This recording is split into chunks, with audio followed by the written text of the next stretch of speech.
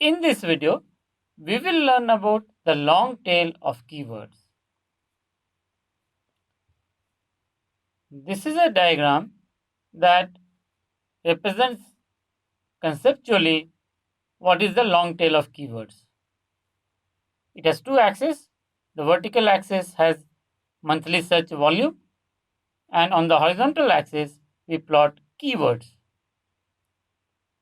As we start plotting the keywords, we'll notice that there are small number of keywords which have very high monthly search volumes. Those are clubbed towards the left hand side, called head keywords.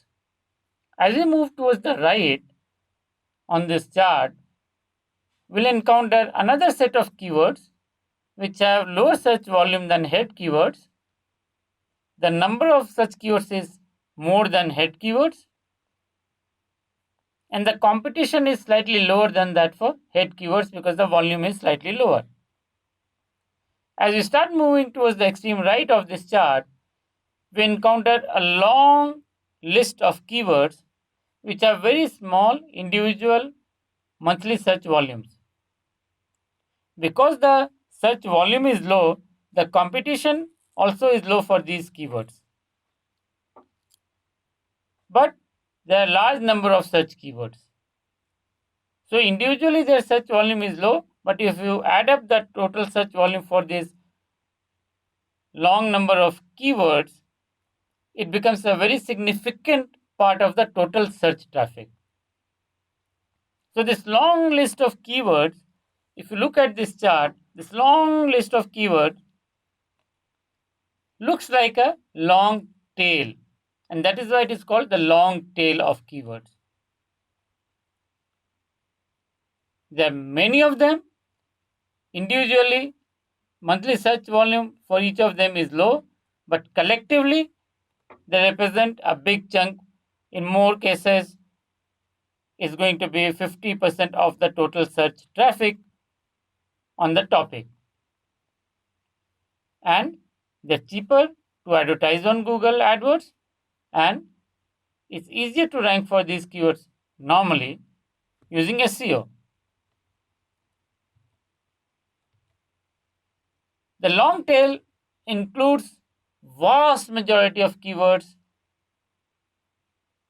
which are used only a few times a day or maybe few dozen times or a couple of hundred times a month, but taken together they form the majority of the search volume on the topic. In some cases they constitute almost 70% of search volume in any niche. These keywords convert better on websites because people who are using these keywords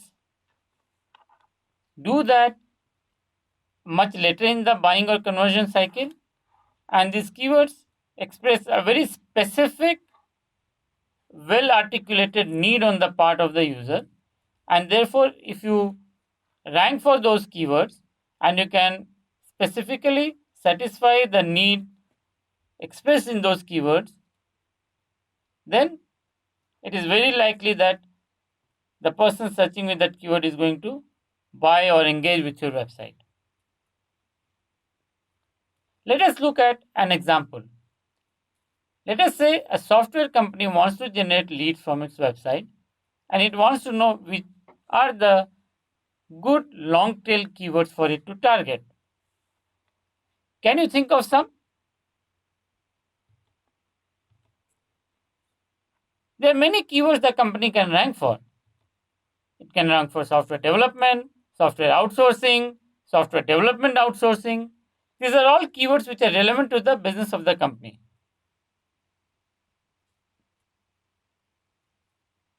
But are these long tail keywords?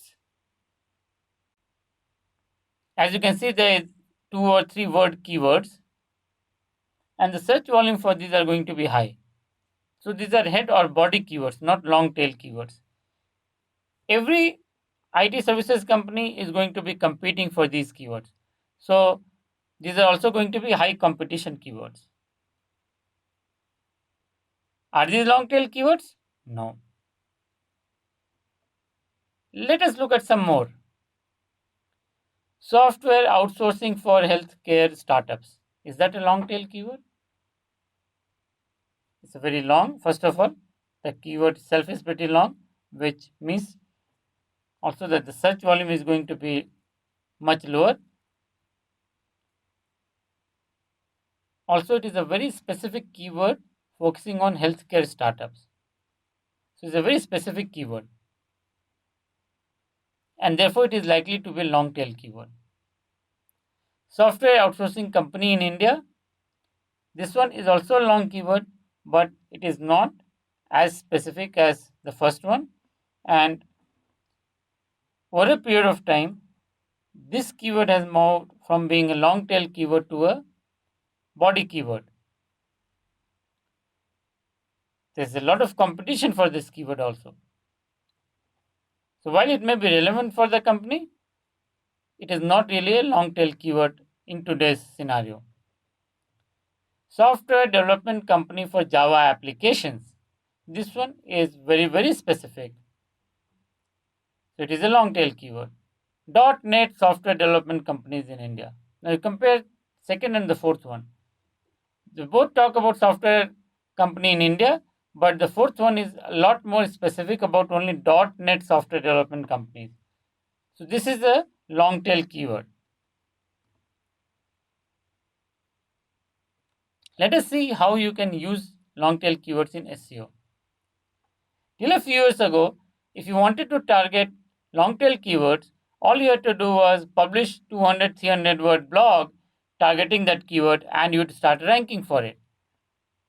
So it was super easy for companies to create such small blogs, and due to lack of competition and large number of such long tail keywords, companies could create lots of long tail keywords and rank easily for those long tail keywords using these 300 word blogs. But this led to another problem, the problem of thin content. These 200, 300 word blogs were just not long enough to provide real meat, real information related to the keyword. They're just written to rank for those keywords. So most of this content was very flimsy and added no real value to the user.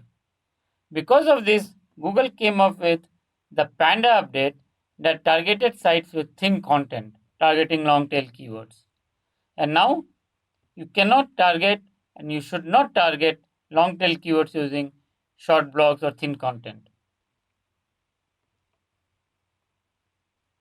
With the Panda update, Google has effectively killed this practice of creating short, thin content to target long tail keywords.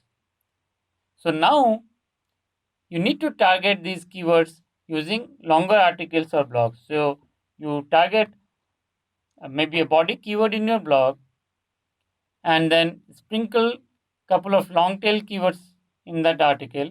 So you are also optimizing for or targeting those long tail keywords, but as part of the longer blog. So when somebody lands on that page, one, the person sees a substantive content and a content that is able to satisfy his or her query from multiple angles.